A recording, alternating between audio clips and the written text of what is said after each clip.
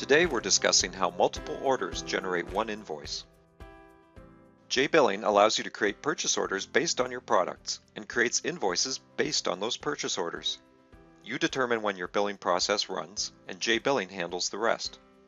If a customer has multiple purchase orders during a billing period, jBilling is able to combine those orders into a single invoice, saving you time and effort. It's important to note that creating purchase orders and creating invoices are two separate processes. We'll see more of this as we go along. Purchase orders provide the information for generating the invoices. For one customer, you may have multiple services or orders that need to be processed, rated, and generated into a single invoice. This can include recurring charges and one-time charges. Each purchase order has a period, which determines the frequency that a charge will be incurred. Depending on the type of charge, purchase orders can be one-time or recurring. Types of periods include one-time, that appears once, monthly, appears on an invoice once per month, quarterly, once every 3 months, weekly, once every 7 days. These are the most common.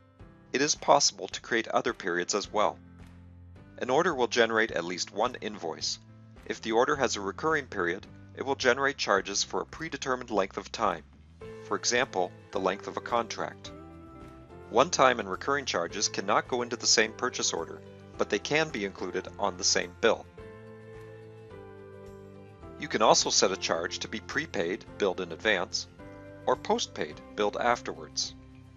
One-time charges are considered postpaid, since they are not normally something that can be anticipated in advance.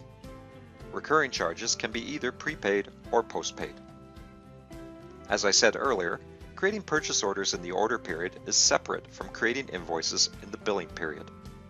This separation allows you to have a purchase order recurring across several invoices, or to include multiple purchase orders in one billing period's invoice.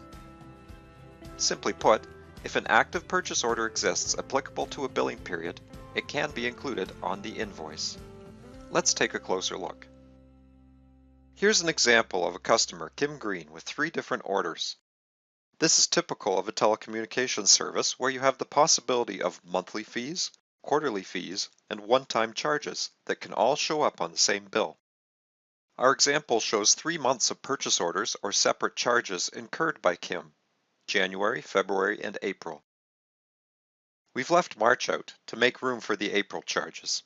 For this example, we assume that March's charge is identical to February's. Order 425, the first order period is monthly, so it is a monthly recurring charge. It includes rental, subscription, and tax. We can see it included for each month. Order 426, this order period is quarterly, so it is a quarterly recurring charge every 3 months. It's a system access fee, and we can see it in both the January and April billing period, but not in February or March. Order 427. This order period is one time. In this case, Kim exceeded the bandwidth and long distance for the month and incurred a one-time charge. This one-time charge has to be a post-paid charge, since we don't know in advance that Kim would exceed the bandwidth and long distance for the month. We've seen that the order period has the details of customers' charges, including how often. The billing period determines if and how the customer receives an invoice. The order period is separate from the billing period. This allows you to include multiple orders in one billing period's invoice. jBilling looks at the current billing period. In our example, the billing period is monthly. A customer may have a different billing period set, so jBilling checks to see if the customer's billing period matches, and then checks for any charges within the billing period. If there are any active purchase orders for the customer during the billing period, they are invoiced. In our example, jBilling checks the January period and finds 3 applicable charges: rental and subscription, system access fee, and the bandwidth and long distance charges. Since all 3 charges appear in this billing period, they will all appear on the January invoice. In February, only one charge falls within the billing period, rental and subscription, so only one charge is invoiced. Jumping over to April, jBilling finds both the monthly charge and the quarterly charge and invoices for both. It is possible in special situations to assign a different due date to a purchase order. If there are multiple purchase orders in a billing period that have different due dates, they are not included on the same invoice.